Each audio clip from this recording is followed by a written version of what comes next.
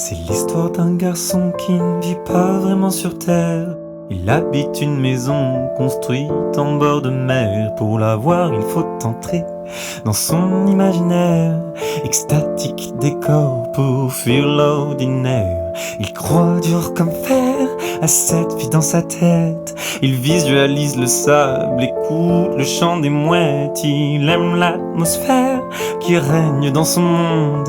Elle est insaisissable, il s'en imprègne chaque seconde.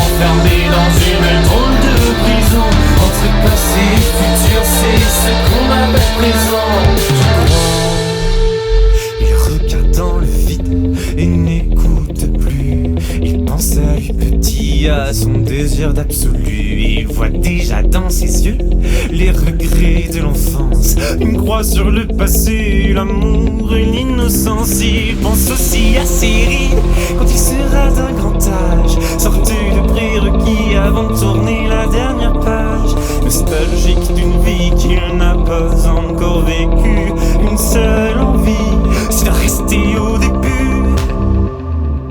Ça fait maintenant 15 ans qu'il arpente cette terre. Certains disaient de lui que c'est un loup solitaire. Son père ne se doute pas qu'il a peur de l'avenir. Sa plus grande frayeur, c'est celle de vieillir. Ça fait maintenant 15 ans qu'il arpente cette terre. Certains disaient de lui que c'est un loup solitaire. Se sentir enfermé dans une drôle